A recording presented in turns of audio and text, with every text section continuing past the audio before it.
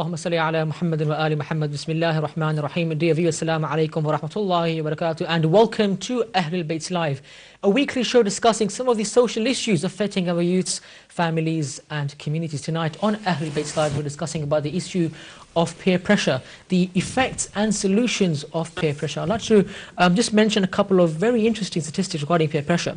The first one being that about 30% of students are offered drugs by their friends in middle or high school, and just over 75% of high school students have tried alcohol. Half of all teenagers feel pressured by their peers as well about sexual activity. This is a survey conducted in the US, and a similar survey has also been conducted in the UK, and of course the results are indeed very, very similar.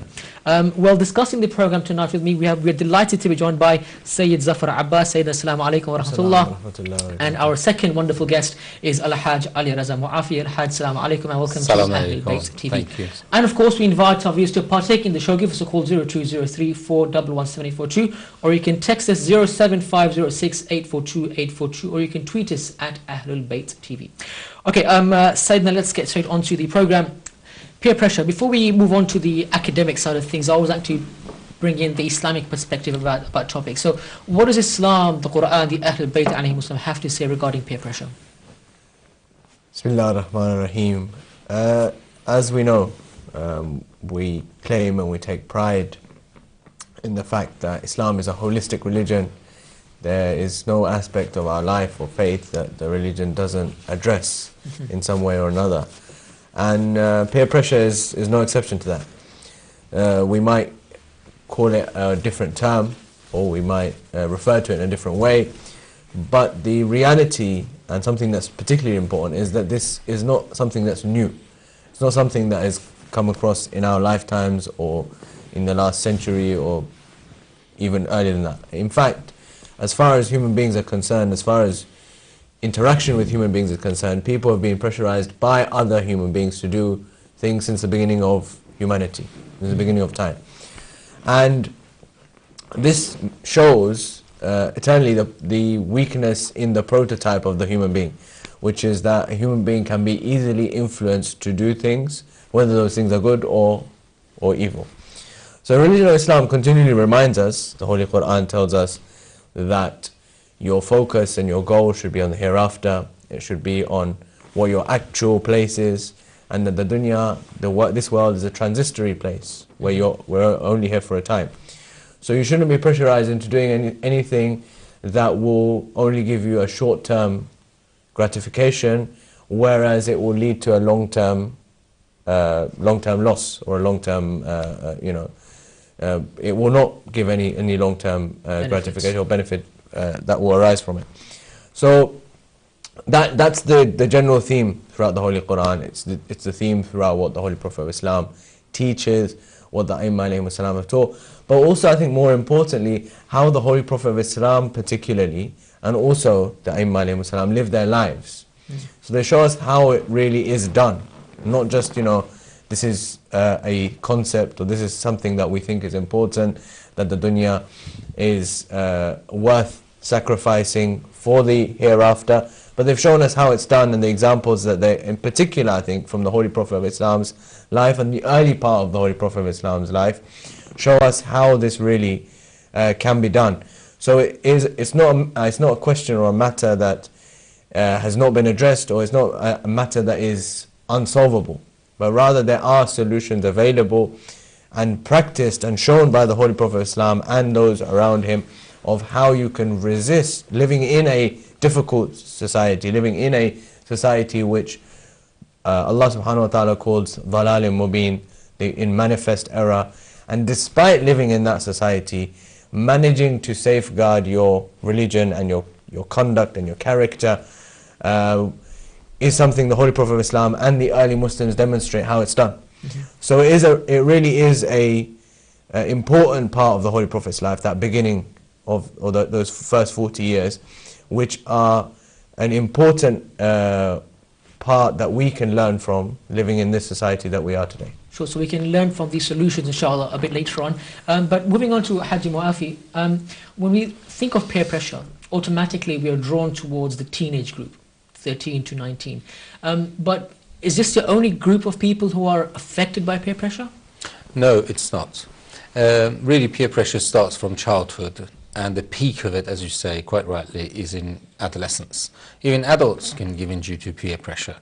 The fact of the matter is that many neurological studies indicate that during adolescence, the brain tends to be most emotional and therefore most giving in to peer pressure. Peer pressure meaning, perhaps it might be an idea if we define it first, that a group of individuals, a group of people who put pressure on an individual, that individual performs an act that otherwise they wouldn't have done so if they were on their own.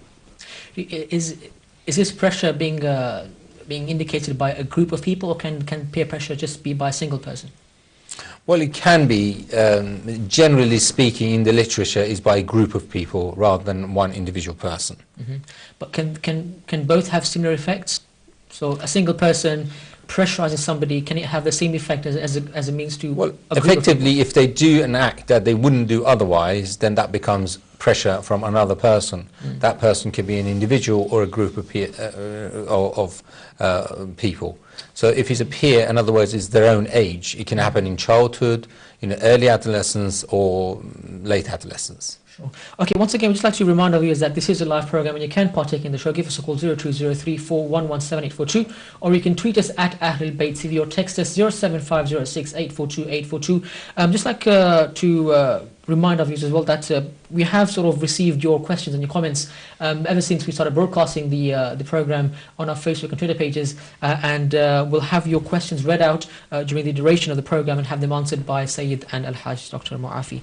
Okay, Sayyid, now moving on to our topics of this, some points of discussion. So we've spoken a bit about what peer pressure is, Islam saying it's a holistic view, Islam providing solutions to almost every problem. But if we speak about the current times, why is peer pressure very, very relevant in today's society? I think it's more relevant now than it maybe was in a past time or in a past society, for a number of reasons. Firstly, because we live in a time where we expect instant gratification. So because we live in a time where we expect instant gratification, where impatience is almost a virtue rather than patience being a virtue. So we're concerned with the short-term gains that we can receive. And many of these things are packaged in such a way by our peers that they will give us some short-term benefit or gain. Disregarding the long-term harm or that may arise as a result of that.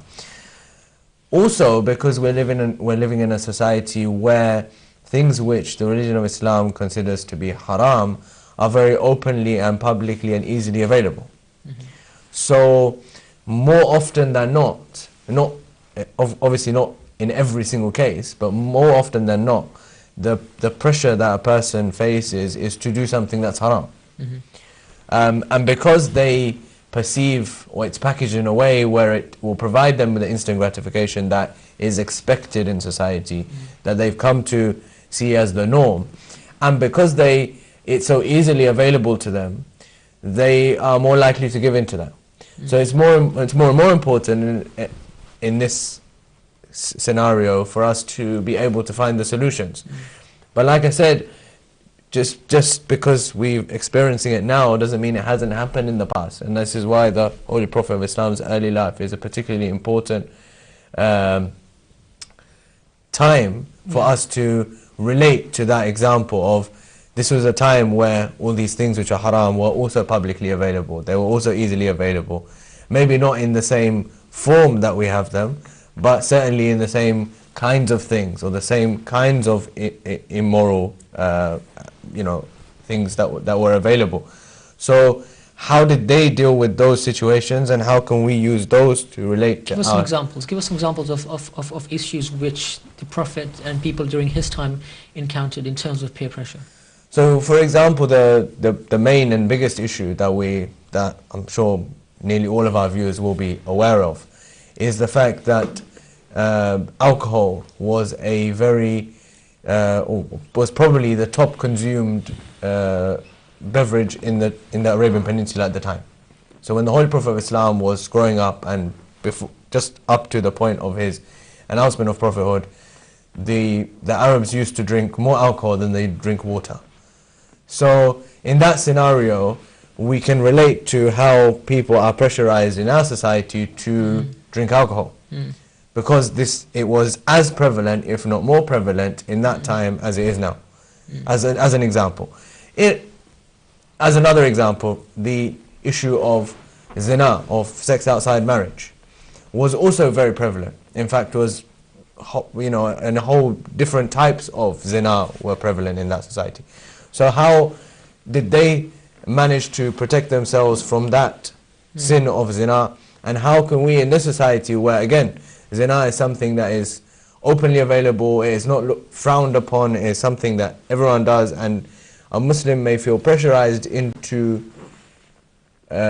performing zina because of that. How did they deal with it in that time, and how can we use those examples to relate to our time? Sure, okay. We'll move on to some more examples later on. But Haji, Said mentioned some very, he spoke about alcohol during that particular period of time. And even in today's society, alcohol is very, very prevalent. In fact, as I mentioned earlier in the program, that just over 75% of high school students have tried alcohol. Now, this is a very alarming rate, a very alarming percentage of students. Have you ever, in your day-to-day practice as being a psychologist, a clinical psychologist, how often are you faced with people who attend to you, who come to you with such problems? Again, it depends on the age range. Remember, the adolescents, because of the peak of the emotional issues, they tended to go to parents, and they put parents under pressure, and it's the parents who come to us more than the adolescents themselves. Pretty much the same scenario with children. Now, as far as adults are concerned, yes, we've had cases where the individual, for example, one case was a very important, I think, example. The individual drank about 40 pints a week and smoked weed, marijuana, and yet was a professional in a certain field. Now, he had reached to a point, he said, can you please help me to get out of this? A prime good example of this, I said, well, if you want to, we've got the know-how. In a nutshell, within a year, he literally tried very hard, but we did it very, very gradually. We came up with a treatment program, and within 1 year, he had totally given up all alcohol and drugs far sooner, and completely clean of all alcohol. Again, although he was an adult, he had a few friends. They were putting him under pressure, encouraging him, because remember, after a while it becomes the norm. If you're in a group and it's a norm, and if you don't drink, you become an outsider. You don't drink, you're X and you're Y and you're Z. Therefore, the first thing to do is to actually pull yourself away from that group and substitute the norm. And if you, for example, again, it comes within the family. If the family, as Maulana mentioned, family encourages faith very clearly and hammers that in very well, then really, when the individual grows up, is less likely, I'm not saying they won't at all, they're less likely to go towards any group which will put them under pressure, because they have a belief of haram and halal, they have a belief the right and the wrong. At the end of the day, this is our duty as parents to teach them, and teach them very well. But we have to know, if we're not sure, we can't be expected to be a psychologist, Maulana, sociologist and everything. That's why we've got different individuals for different professions. So if we're not sure, don't hesitate. Go to someone who can help. As a child, start reading yourself.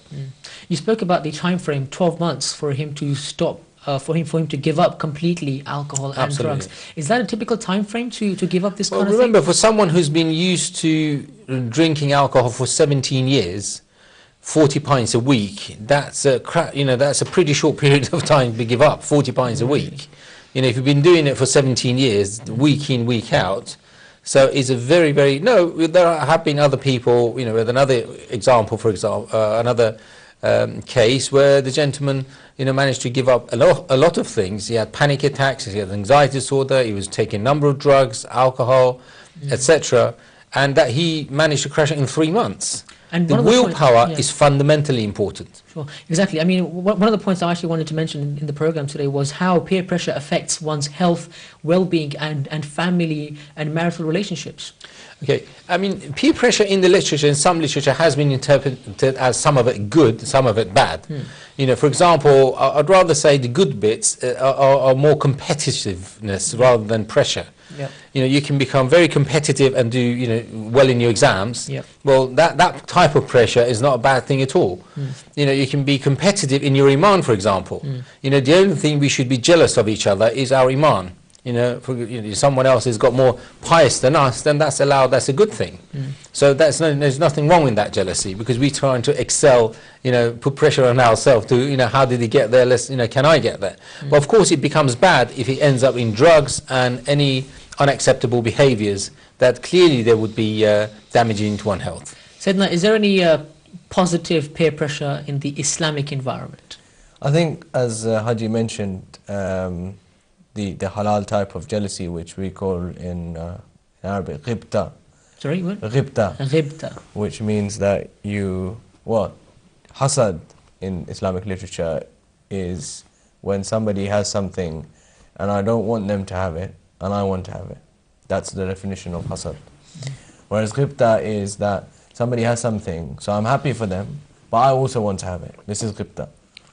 So Can you give an example? So an example, like, let's say I really like your tie. You can take it. It wouldn't matter your tie, Sayyidina. Let's say, so if I'm happy for you, but I also desire to have that, that's ghibta. That desire is ghibta. Okay.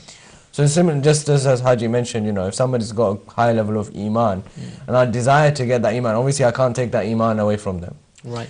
So I've desired to get to that level of iman. I'm happy for them, but I also desire to go to that level of iman. That's called ghibta. So, you know, in that sense, to improve oneself or to be around people that will improve oneself is certainly a good thing.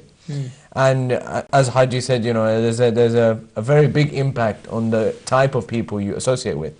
This is why we have numerous narrations from Aimma alayhi salatu wasalam about the people you associate with. For example, Amir al-Mu'minin alayhi salam says, make sure you pick your friends wisely because they will make you the person you are. Or for example, he says, do not attend those places where you will become a person of doubt. That people will begin to doubt your character because you've been to that place. Now, there may well be an innocent reason for me having visited that particular establishment, but it is still putting me in a position, or it's compromising my position, because if somebody sees me going into that place, they will think that I'm doing something wrong. So, I mean, what it says, to avoid that, don't go to those places. Don't attend those places which will make you a person who people will begin to doubt their character. Don't associate with those people. So, or, you know, associate with those people who will improve your character. So this shows us that religion of Islam is particularly concerned with this issue. That it's, you know, the Imam alayhi are repeatedly telling us, make sure you pick those people who you associate with carefully, because they will have an effect on your character. You know, in summary, it is those people, no matter how good or how great I think my willpower is, there's no doubt that people whom I associate with, their character, they will affect the way and the person that I am. So either I'm gonna affect them positively, or they're gonna affect me negatively. So the key therefore is that I've got to associate with those people who will affect me positively, so that if I happen to associate with those people who might affect me negatively, I'm able to affect them positively rather than them affecting me negatively. But for that I have to make sure that I am frequently and more frequently attending to those, or attending those gatherings where people are affecting me positively. So this as a whole shows, number one, that Islam is particularly concerned with the society, with the moral fabric of society, and not just of individuals. It isn't just about me sitting on the musalla and praying, or me fasting, or me standing up all night and doing ibadah. It's about how I affect society and how society affects me, and how we can make sure that that is, as a whole, is improved. And the only way that as a whole is going to be improved is when those people who are of, of good character will associate, and show that this is the way to act, even in a society where evil is widespread. Haji, when I look at the concept of peer pressure as a whole, I read upon the fact that it says here that people are often influenced to do things by the people around them, but peer pressure can land you in trouble. It says here that people are often influenced to do things. How powerful is the power of influence? Well, it's very powerful. Basically, the brain has got many components, many sources of influence, and one of those is an affectionate one. The other one is huge level of excitements. And during adolescence, that excitement plays a very major role. The fact that the adolescents would like to try new things. Now, bear in mind that literature is predominantly people who have fallen into trouble, and therefore there are many studies who've had problems with peer pressure. There are very few studies who have had very good faith and they've resisted peer pressure. If the individual has been brought up in a way that they're full of confidence, they're very clear about where they stand about the Iman, they're very verbal, for example, or at least they've got a lot of confidence about their own abilities, whatever they may be. It might be sports, it might be verbal ability, it might be linguistic, whatever it might be. Then they're less likely to fall into peer pressure. It doesn't eliminate it, they're less likely. Therefore, there are ways of combating it, there are ways of preventing it, and faith is one of those fundamental things that actually is a preventive method. A lot of the literature actually talks about what happens once they do and how you can get them out of the situation, which is excellent, which is very good. But let's not underestimate and not undermine that if we as parents do our jobs as best as our ability, then that's where peer pressure falls into a minimum. Most people that actually fall into this trap, unfortunately, is where they have got the least good relationship with their parents, the least good relationship with extended family, grandfather, grandmother, etc. If those relationships are very strong, the individual is less likely to have a void emotional background, void emotions in their brain, and in their less of a vacuum, and therefore they're much more likely to actually, due to friendship, allow the influence of the parents and the loved ones than not. So it is very, very important to realize that that influence can come from parents, from sisters, from brothers, from the elders. Of course it can. I'm not saying this will close the pressure, but it will minimize it. Does the influence have to be physical always, or can it be virtual? Can it be virtual? Well, it can be, of course, it can be virtual as well. Yeah, it can be virtual. But, one-to-one interaction, face-to-face interaction, obviously it has far more impact. But bear in mind that, if we're talking about the teenage years, teenagers, especially nowadays due to, social media, they would be fundamentally hugely influenced.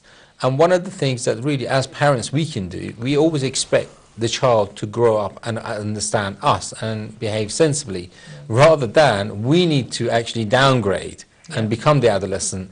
That is when we're most likely to combat the situation, because we get acceptance and the green light from our adolescents. Ahsan, thank you very much. Haji, inshallah, we'll now go for a very short break. But once we're back, we'll talk about the role of parents in peer pressure, and of course, how can we combat the influence and how can we combat peer pressure in general. See you in roughly 3 minutes' time. Assalamu alaikum wa rahmatullahi wa barakatuh.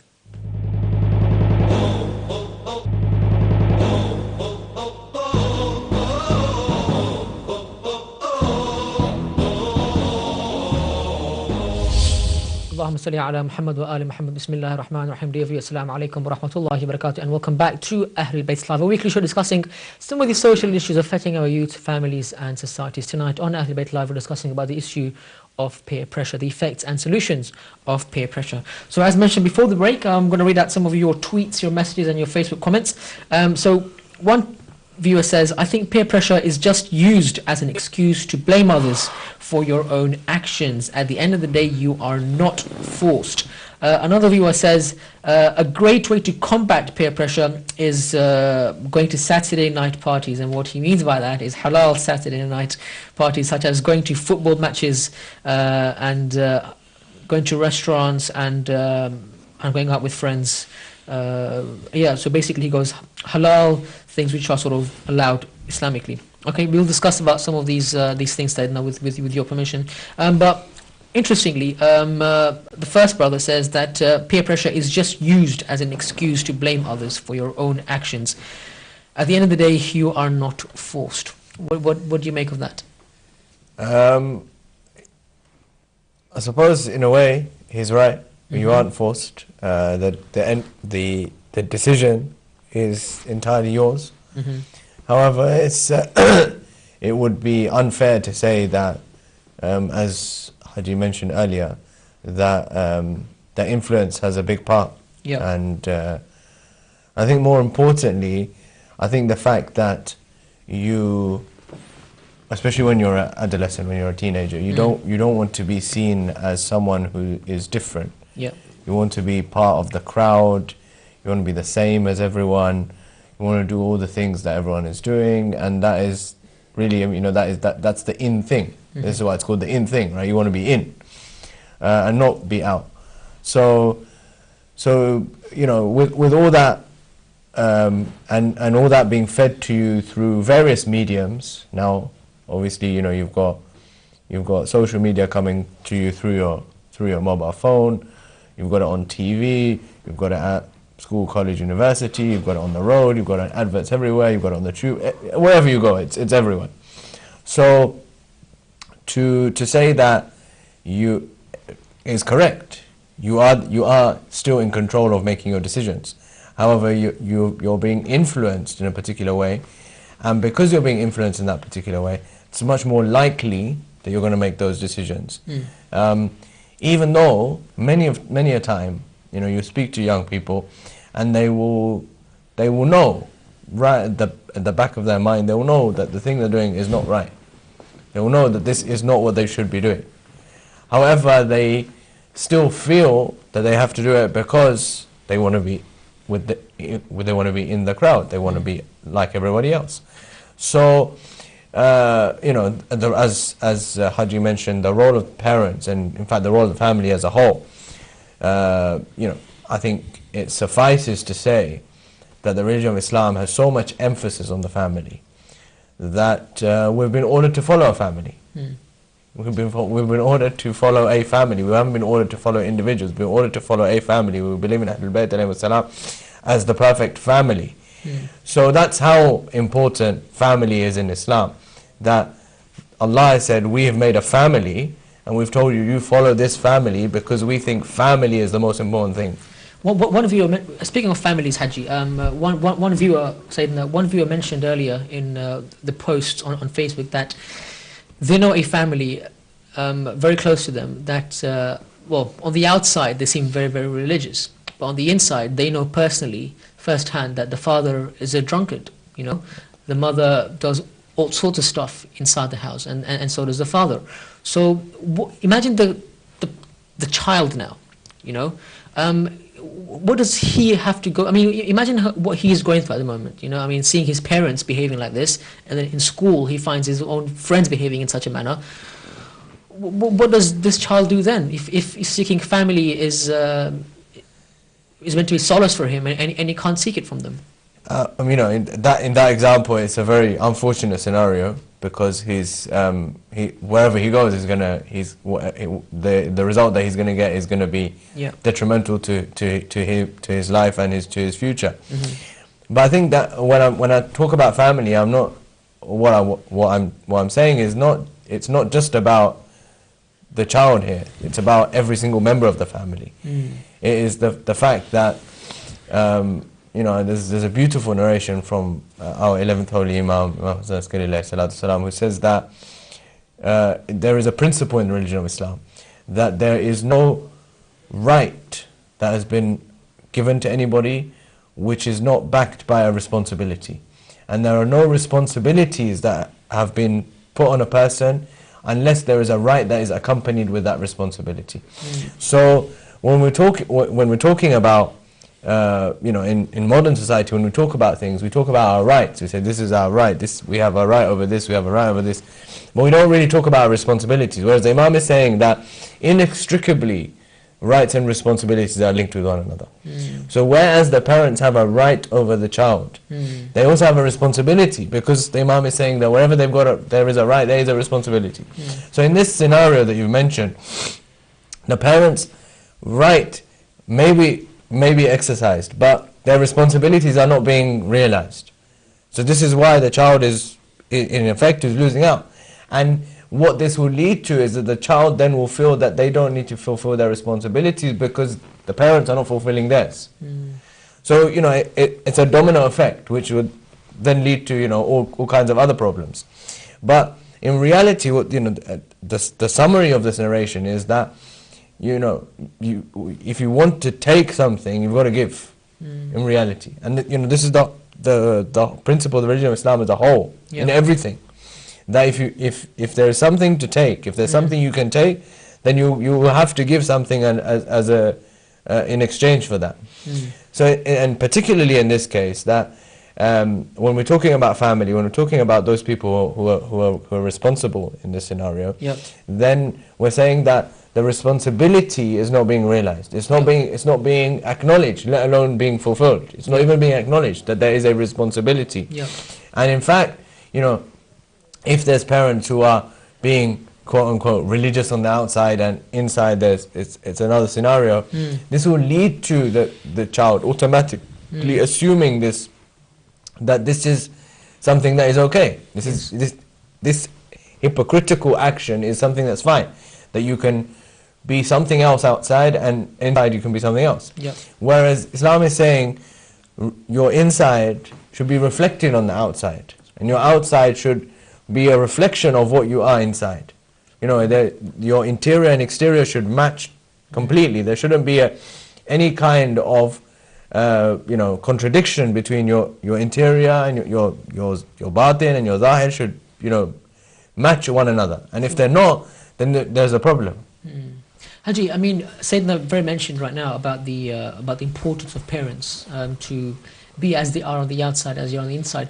What is the role of parents, and how important is the role of parents in this particular situation? Just before I respond to that, may I go back to your first question, because I think it's very important that the text reads that the individual at the end of the day is responsible for their decision making. Whilst that is true on the face of it, bear in mind that we're talking about adolescence.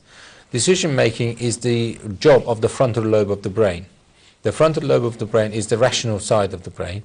And therefore, during adolescence, we now have evidence from a variety of studies that is still, even in the 20s, the frontal lobe in its stages of making formation and is developing, and is continuing to develop. So, and with experience, we know that men, for example, even up to the age of 26, 27, by then they're not quite completely rational yet. So as far as the teenage years are concerned, there is a huge brain development going on. Even the individual is not really in control of what's going on completely. I'm not trying to make excuses for people who misbehave or do wrong things. Of course they're responsible, but we need to bear in mind the individual's brain is in the process of going through fundamental changes, and therefore we need to understand the basics of it. And the basics of it is that during those years they're still being changed, they are going through changes, fundamental changes, and they're easily swayed by other people. And later on we're going to say how we can control it and how we can guide them and how we can help them. Of course that is possible, is not an impossible task, but is next to impossible task. Is a very, very important task.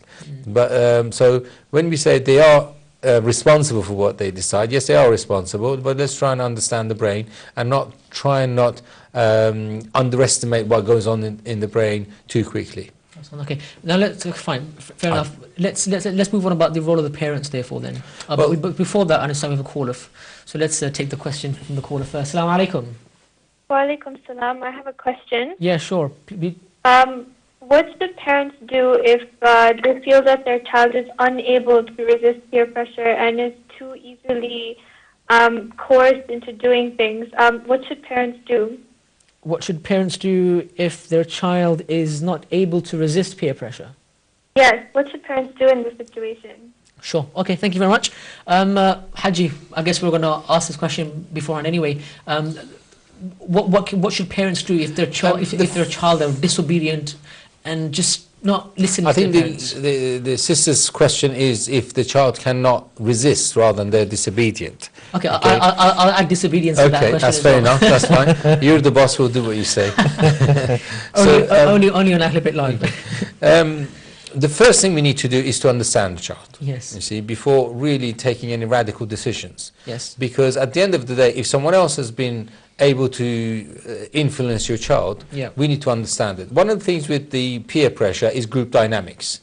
You know, either these group dynamics that the child wants to actually adhere to the group values and so that there won't be an outcast, or generally speaking, they have low self-confidence. So you need to identify what is the reason that they are giving in to peer pressure. It could be bullying. Someone's bullying your child. Yeah. So you need to understand the situation first, and there are different approaches to each and every one of them. One of the fundamental approaches is to, if he's for example self-confidence, and your child could do well in the sports, then try the sports. It will increase their confidence. It's not going to happen overnight. It's not going to happen with the fact that you just talk to your child, they go to school, and that's the end of it. But the major thing is you can do something about it. You need to be comprehensive. You need to be looking at it from multiple perspectives. And from that multiple perspectives, I think you can change the situation. So in a nutshell, look at the confidence, look at the group dynamics, get to know their friends, find out what is the group dynamics about, because there's a group leader. If it's a school, then discuss it with the teacher. Because once the group knows, once the leader knows, they'll be under surveillance from the teachers, they're less likely, can have an effect, less likely to affect the child. Isn't there a fear that by doing all this, the parent might be considered as very, very, very controlling, and the son or the daughter might be like, my father is very controlling, and I'm going to rebel against this? Well, I didn't mention anything about controlling your child. I mentioned about understanding your child. When you understand it, then and you know what the process is about, then very swiftly you can bring the situation under control. It doesn't, controlling, helping someone, guiding someone, it doesn't mean you directly tell them what to do and what not to do. Once you understand, have established control over the situation, then you identify the sources of influence. You identify what the potential of your child is to increase their self-confidence. Yeah. A lot of times we don't do any of these things really. We just we assume that the child goes to school, they do well or whatever, and then we assume they should be okay. But because there are other influences that your child could go under. Adults get bullied. You can get bullied, and then if you do something about it, you increase confidence in that particular area, then the situation can change. So speaking of parents, should parents actively talk and speak to their child about drugs, alcohol, substance abuse, and such like? Let's put it this way: if the parents are very close with the child, and they all the time they're hammering the fact that I'm your best friend, you can tell me anything, we often listen very little and talk a lot to our children, whereas really it should be the other way around. We should listen an awful lot and talk very little, but appropriately, in the right direction. So actually telling your child what to do and what not to do directly is not the right method in many cases. I'm not saying in all cases, but however, once you're very, very friendly with your child, you've listened to them over and over again, they begin to establish a good emotional link with you, they have confidence in you, and at that point they will ask you, what do you think I should do? Unless and until you've actually reached that point, you shouldn't come in. You shouldn't say, you know what, you should do this, this, this, because you're only putting them under another pressure. Because they might say, yes, oh, that's okay, I'll do that and I'll do that. They go to school, they do exactly what you've said, you might just have a completely different results. So in a nutshell, listen to your child, prompt them, for example, oh, okay, really, oh, that's very interesting, please tell me more. So you just prompt them and you encourage them to talk more and more. No shouting, no beating, no hitting, because basically all you're doing, you're shutting the door on your child's face. You need to stop that if any of that goes on. More important than that, make sure there's no gap between you and your child. If you're a professional and your child perceives you as a professional, that's a gap. Your child needs to perceive you as your best friend, as his or her best friend. If you manage to establish that, you would have effectively knocked out vast majority of negative influence. From what age do you think parents should start speaking to Very early, as early as you can, from baby. Because remember, as we have a child, we grow older, it becomes harder for us to downgrade and to actually understand the child. Whereas if we start at the beginning, for example, if the dad's going to work, I've got a lot of work to do, and you actually say, you know what, at least half an hour of playtime each evening for me and my child, then we begin to learn. It's a learning process for us as parents to downgrade to how to talk to a 4-year-old child, to a 6-year-old, 8-year-old, 10-year-old, and so on. But how does it work? How do you start that conversation? I mean, in early years, it's not about having a full conversation, it's about actually playing. It might be a 3-year-old child, you play hide and seek. They enjoy it, they love it, they take you in. If you say, well, don't stop, jumping around here and there, stop doing this and stop doing that, then all we're doing, we're making the child inhibited. We're not allowing them to play, we're not allowing them to establish bonding. Whereas if they love seeing, the parent and playing, and you actually develop that, bearing in mind that as a child grows older, they go through a pattern of different emotional fluctuations. We grow with that. At the same time, we actually bring in the teaching. Because, all we need to do really, as far as teaching, we don't need to give them lectures. Yep. We need to just bring up one simple question and say, oh, did you know, what happens with this? One a week, that makes 50 questions a year. Multiply that by 15 years, that's a hell of a lot of knowledge. It doesn't take an awful lot to control the brain. But fundamentally, friendship, friendship, friendship. I can't stress that enough. If you manage to conquer that, you would get their emotions, you would increase their confidence, you would increase your influence, you would increase them basically to guide them towards their iman, and you would prevent them getting other people as friends before you. It's not a problem with them having good friends. If anything, we should encourage it. Right. All it takes is 3 or 4 children, really, 2 or 3 children. That's all you need for if you choose the right family, choose the right child, and encourage good play, healthy play between them, then that will actually crack the nut.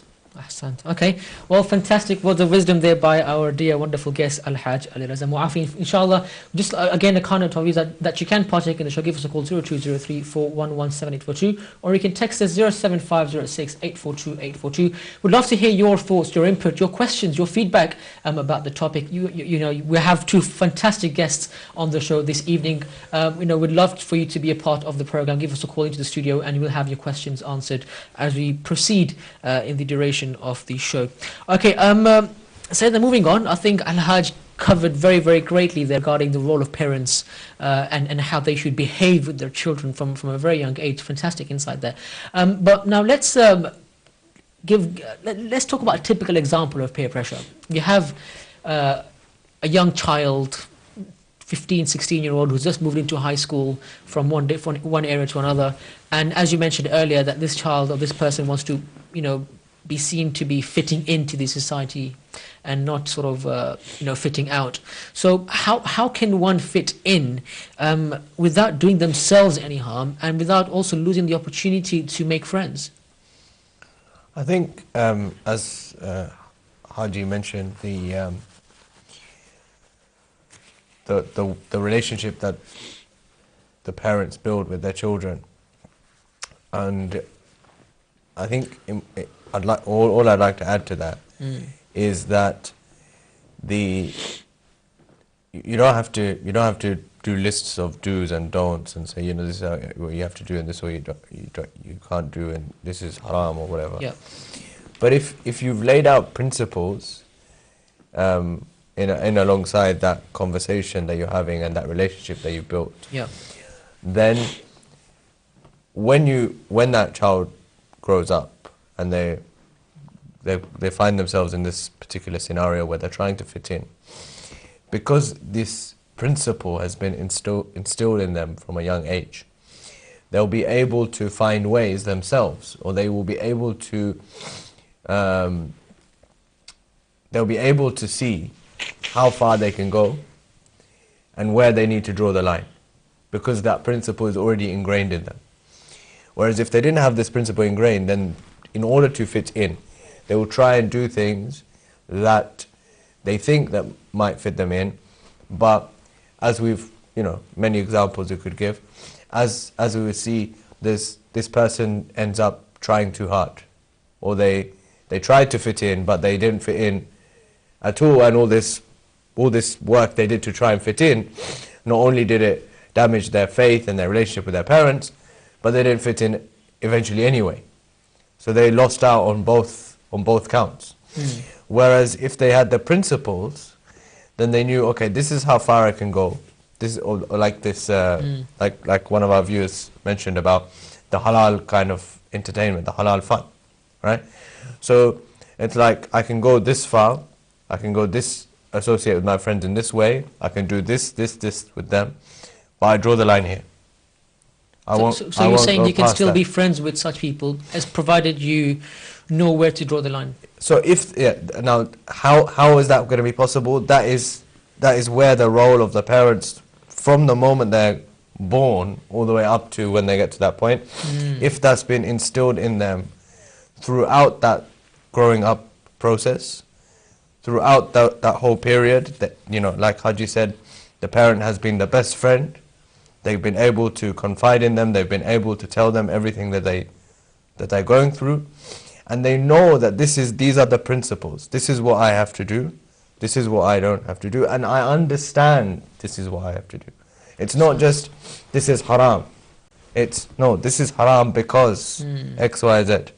This is not right for you because this will cause you to do this harm. This you have to do this because this will give you this benefit. And if a person, whilst, Haji, of course, will say, mentioned earlier about the brain developing, and, I'm sure that, we're all going through stages of development, even up to, up to our 20s, as Haji mentioned. However, sometimes we don't give young people enough credit. They're still intelligent. They're still able to, understand things. It's not as if they're stupid or they don't understand. So if you reason with them, there is a very good chance they will be able to understand. And if you're giving them a reasoning behind what you expect them to do and how you expect them to behave, then it's much more likely that they're going to listen to that, rather than this stick approach of, you can't do this, no questions. So if that is the process, then even if you're finding yourself in a situation where you might be pressurized by people, and you might be try and fit into this particular society, you'll still know how far you can go and where you need to draw the line. Where's the red line? Where's the red line where you say, okay, this is it. I can go up to this far, but I will not go further than this. In fact, as you mentioned that, one of our viewers has just sent this message in saying that when you have knowledge and when you're educated, you can actually see the depth and not the surface, and as a result, succumb less to peer pressure. So peer pressure is more for those who are uneducated, for that matter. Haji, how relevant or true is that particular statement? Which part of it? Well, I think the first part makes sense, that when you have knowledge and you are educated, you can see the depth and not the surface, and as a result you succumb less. But what about the first part where the viewer says that peer pressure are for those uneducated, those who are less educated? These are the kind of people who are vulnerable towards peer pressure.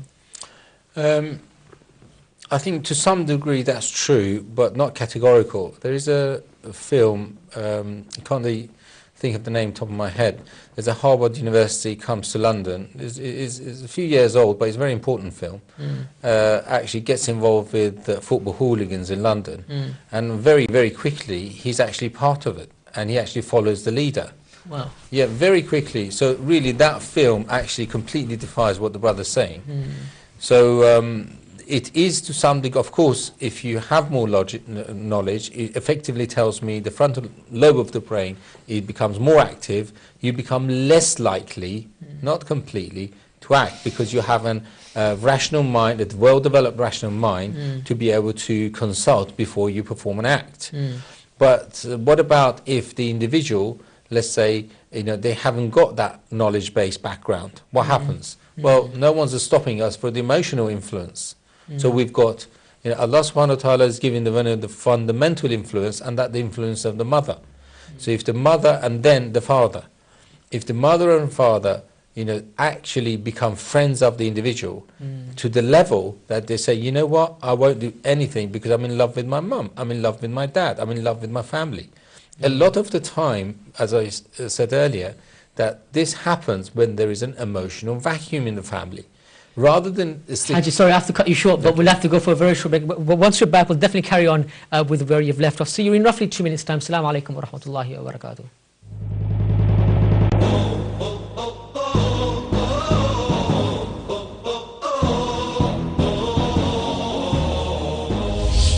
Muhammad wa ali Muhammad. Bismillahir Rahmanir Rahim. Dear viewers, assalamu alaikum wa rahmatullahi wa barakatuh, and welcome back to Ahlulbayt Live. Tonight we're discussing about the issue of peer pressure, the effects and the solutions of peer pressure. So let me just read out some of your tweets that we've been receiving over the last couple of minutes. This particular viewer wanted to share with us a quote by the very legendary Bruce Lee, who says, "I'm not in this world to live up to your expectations, and you are not in this world to live up to mine." Very, very interesting. Thank you very much for sharing that. And secondly, a tweet from Brother Irfan Dirani, who's watching all the way from Tanzania, who says, "It's only dangerous when the group isn't one that is God conscious, and then personal character is what matters." I think very, very kind of close to what you mentioned earlier, that you can be friends with groups of people, and then you decide where the boundary is. And of course, that is very much dependent on the upbringing of the parents and the family. Just to read out a couple more tweets from our viewers. Someone is suggesting that to counter peer pressure, which inshallah we will definitely get onto ourselves on the program. So to counter peer pressure, one should engage in social work and community service. This results in a lot of time being dedicated into community work, thus forgetting all vices in the society. And finally, one particular viewer says, "Of course, peer pressure does affect me. Going out to parties and non-Islamic mixed gatherings are all part of peer pressure whilst studying in an international school." Very interesting message that. Maybe if you could just delve into this particular one. This particular viewer says, "Of course, I am affected by peer pressure. Going out to parties and non-Islamic mixed gatherings are all part of peer pressure while studying in an international school."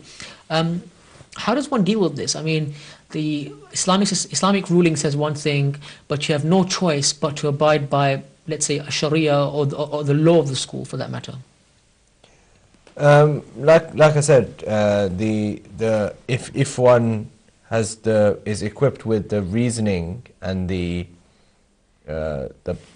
basis for behind why a certain thing is necessary or a certain thing is prohibited, is haram, then that knowledge of why that is the case actually gives a person confidence to say that this is why I can't do this, or this is why I can't be involved in X, Y, Z thing.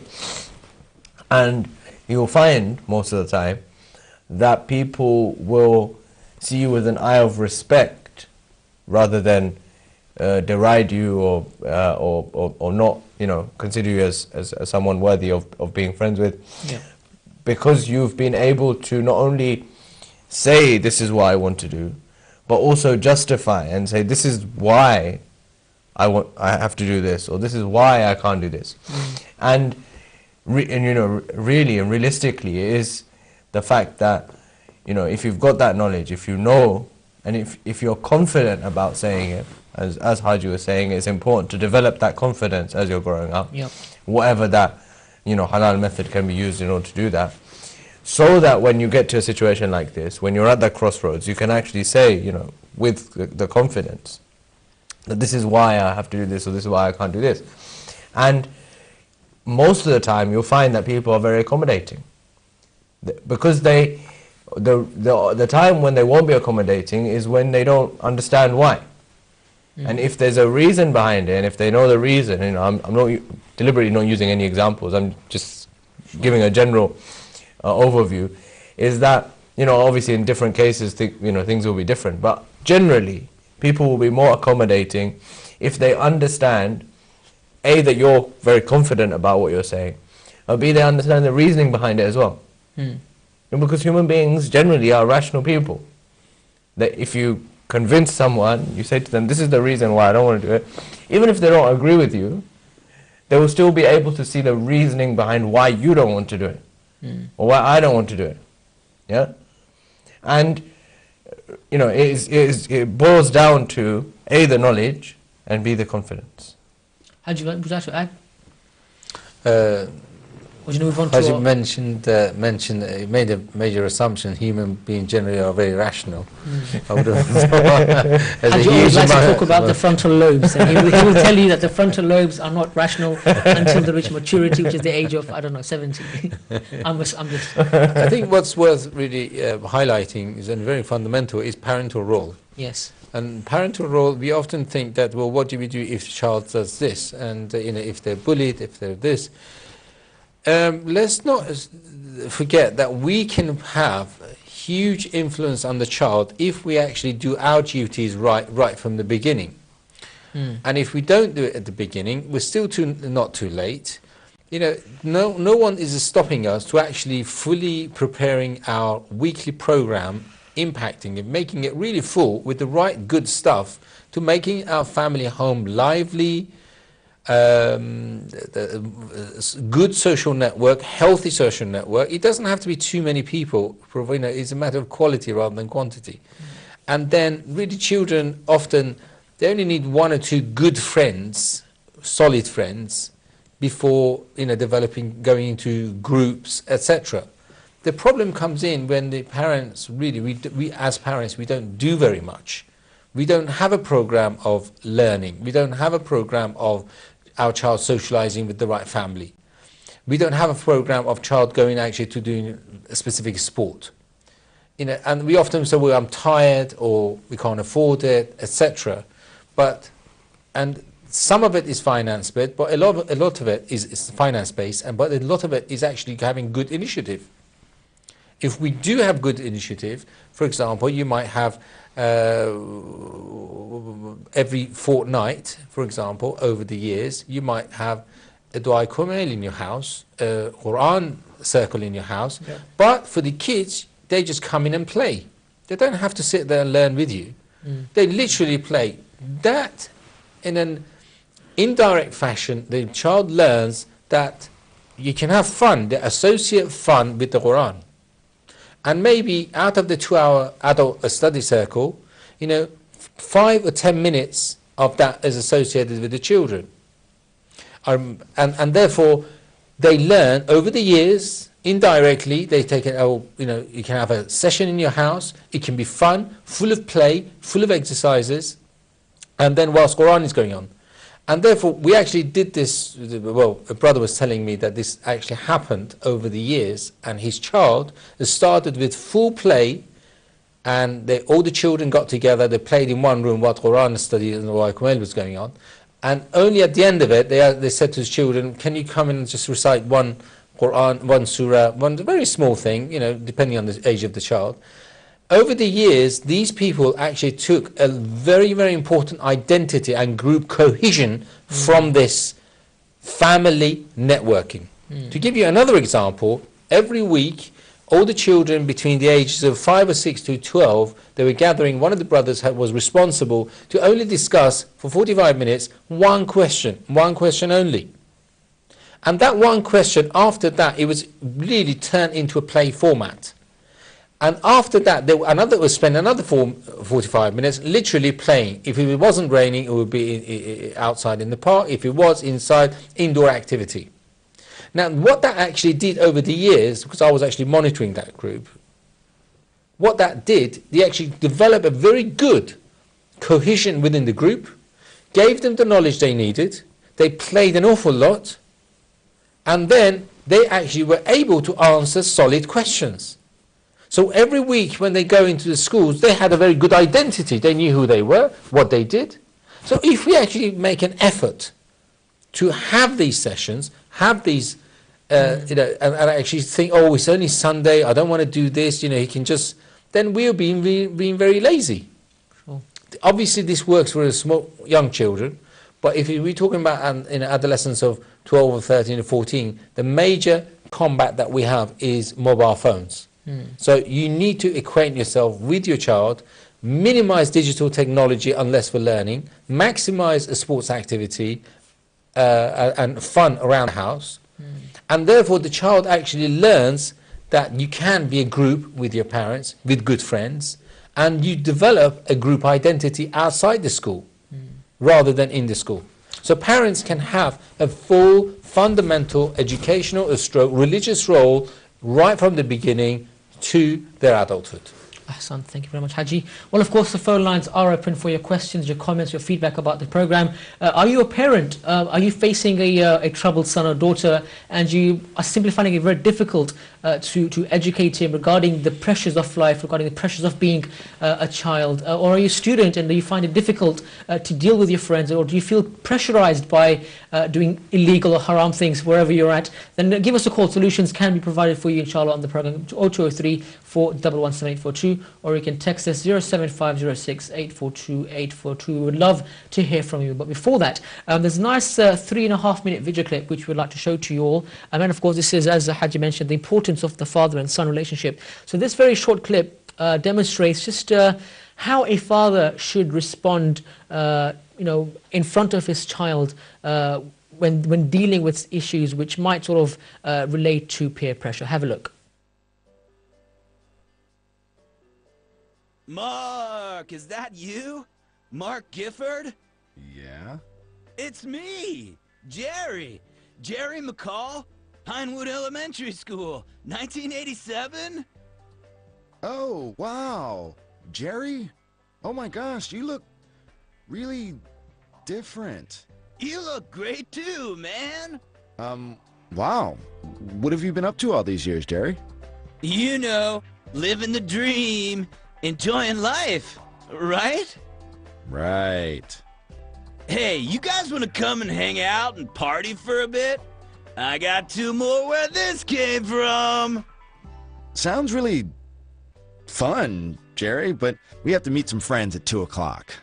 Okay, you're lost. It's been great to catch up, man.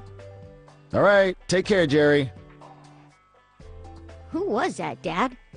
Believe it or not, Charlie, Jerry was the most popular kid at my elementary school. Are you serious? Yeah, he was always so cool. Everyone wanted to do what he was doing, which was often not very healthy behavior. Here you go, Gifford. Have some. At first, I was kind of nervous. I wanted Jerry to like me, but he did things that I knew weren't good for me, so I didn't know what to do. You know what I mean? Yeah, I think so. So you've had to deal with this kind of thing too, huh? Yep, I know what you're thinking. This is my chance to talk to Charlie about peer pressure. And maybe you're thinking it won't work. The kids this age don't listen to their parents. But studies show that talking to your kids about it really does help them deal with it. So here goes. I'm going to try. I learned a couple of tricks back then for dealing with the pressure. I could tell you about them if you want. Okay, the first step is to recognize when you're being pressured. Here you go, Gifford. Make your mark. There's a few ways you can tell. Your heart might be beating quickly. Maybe your mouth is dry and your hands are shaking. You just feel like something isn't right. Take a deep breath and try to identify what's going on. Second, think about the result of the bad behavior.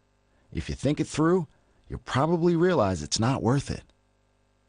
And step 3, respond confidently to the people pressuring you. Say no or just walk away. Be firm and sure of yourself. A lot of times that will earn the respect of your friends. You know, it's pretty cool to have your own values and stick to them. Okay, Dad. But it's hard to think of things to say when it's happening. Yeah, I know. So, let's practice. Sure. Good. So what should I pressure you to do? Well, you could ask me to spray some graffiti. Okay. Hey, Charlie, it's your turn to tag the wall. I don't know. Remember, be firm. And you can suggest something else to do, too. No thanks. I'm gonna play football with some other kids at the park. You wanna come? Good! Dad, you told Jerry that we had to meet up with some friends at 2 o'clock. Who are we meeting? We'll find some friends to meet. It just seemed like it'd be best not to go down that path. And welcome back to Ahlulbayt Live. That was a very interesting video clip of a conversation between a father and son as they're walking through the park. And Haji, as we saw that the father was greeted by his former friend from back in school, and then the friend asks the father, "Can we go out to a party?" The father says, "No, I have to go to a friend's place at 2 p.m. or whatever time it was." And it just displayed a wonderful dialogue between the father and the son, and as you mentioned throughout the program, and Said as well, about the importance of developing a rapport, the importance of developing a relationship between the father and the child.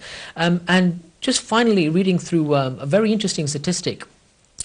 So some done by researchers who say that, and they've concluded that researchers conclude that when parents tolerate drug use, teens are more likely to use illicit drugs. They also noted that when parents closely supervise their teens, the students were less likely to have friends who used drugs.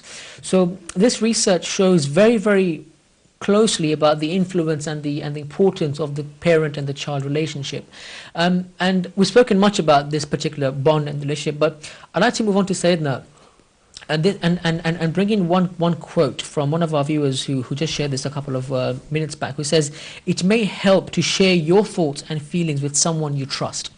So someone you trust, someone like father and son, as we saw in the video clip there. But how important is communication? How important is also having friends who you can trust, who you can say, you know what, maybe as two friends we should not be hanging out with this group? Communication is everything. The vast majority of problems that arise in society, whether they are within relationships, whether they're within the family, whether they're in the workplace, is due to lack of communication. Yep. It's because we don't communicate with each other and we assume things about each other. And this is what leads to the misunderstandings and the problems. So communication is everything. If there is a person who you can trust, and you know, we come back to this saying of Amir al-Mu'minin alayhi salam, where he says, pick those people who you associate with carefully. That includes everything, in the sense that if I've picked those people carefully, then I will know who are the people that I can trust with sensitive information, that they won't divulge this information, that they will keep it to themselves, and they will actually help me in becoming a better person. Yeah. So you have to communicate. Human beings are social beings. We're dependent on other people in order to progress, in order to do things. That is the way we've been created, and in that dependence is actually quite a beautiful thing. That it shows us that that human beings need other people, and so there will be a time when other people will need me. Yeah. You know, I need this person today, tomorrow somebody else will need me. And that shows, you know, that we're all in need of each other. We can't, you know, detach ourselves from the dunya, we can't detach ourselves from the society, because we need the society and the society needs us.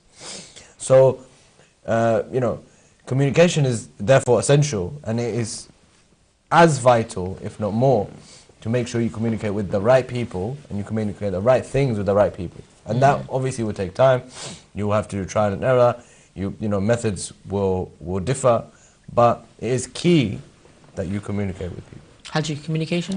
Yeah, communication, as Haji said, is fundamental, but it's not just verbal communication. This is very important.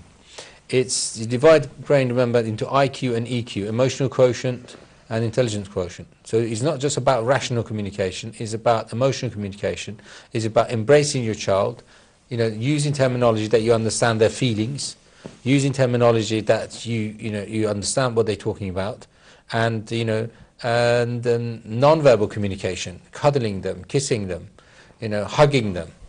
All that conveys actually having a strong eye contact. Yeah, so all of that is all part of communication. Often we just think, well, I just can't talk to my child. Well, you don't need to talk sometimes. You need to give them a hug. You know, you need to, so just listen to them. You know, listen to what they have to say. You know, you may not disagree, of course not, but as you said earlier on, fundamentally, establish a trust first. Trust, trust, trust. How are they going to trust us if as soon as they say something, you know, we aren't to our best friend say, you know what my son said, or my daughter said, or onto, you know, even to coming to another member of family. For example, you say, well, I really need to share this with your mother. But if they trust both of you, then they will say, well, it's not a problem. You can talk to mother, but not to siblings, for example. So trust is fundamental. You know, aim for that. Aim for multiple ways of communicating with your child. Then, inshallah, Allah subhanahu wa ta'ala will help us as well. You know, remember, we are talking about not just the body. You know, all this literature is based on the physical body. At the end of the day, as much as we need research, we need to have faith in Allah subhanahu wa ta'ala and Ahlulbayt salamullah alayha, and then of course it will answer. You know, we is the psychology, understanding the individual psychology, understanding the society, what goes on, and making ourselves up to date with it, the pros and the cons with it, as well as, you know, leaning on out to our faith. You know, is not just about understanding the psychology and full stop. The whole point is we have major resources. The fact that we pray, we bring peace into ourselves, the child, you know, picks that up. If we feel peaceful with as parents inside the house, then the child picks that up. They become calmer. Then they are less likely to go and have a lower self-confidence to go to school and therefore be obedient. So always elaborate on your child's good points. Oh, mashallah, you're so good at this. I'm amazed. You know, you're my the best. You're so fit. You're so good. You're so tall. You've got such a pretty eyes. You know, inject love in it. You know, don't say, oh, hi, you're back from school now then. You know, so Allah's giving us the power to love Him and our fellow beings. He said, mashallah, I've never seen such a handsome boy like you. What did I ever do? Allah gave me a son like you. What did I ever do? That mashallah, you're so pretty, my daughter. So you have to use phrases, you know, and at the end of the day, it's true. Allah has given us the best present. You know, He's given us the ashraf makhluqat. We are the ashraf makhluqat. You know, verbalize it. You know, come out with phrases that elaborates love. So please, you know, we all have plenty of resources. We just need to explore it. Haji, we have about 3 minutes before we end the program. Very quickly, is there peer pressure between husband and wife? I think it's rather pressure rather than peer pressure. Okay. Very well said. Stress rather than pressure. Okay. I would say just please bring peace into the house. Don't discuss issues in front of the children. You know, and if you've got any issues, everyone has. The only difference between couples is how they solve them, not whether they have them or not. No, what I meant was in a sense that when a couple sees other couples doing something and they might feel the peer pressure of trying to conform to the society and doing what other couples are doing. You know, yeah, of course.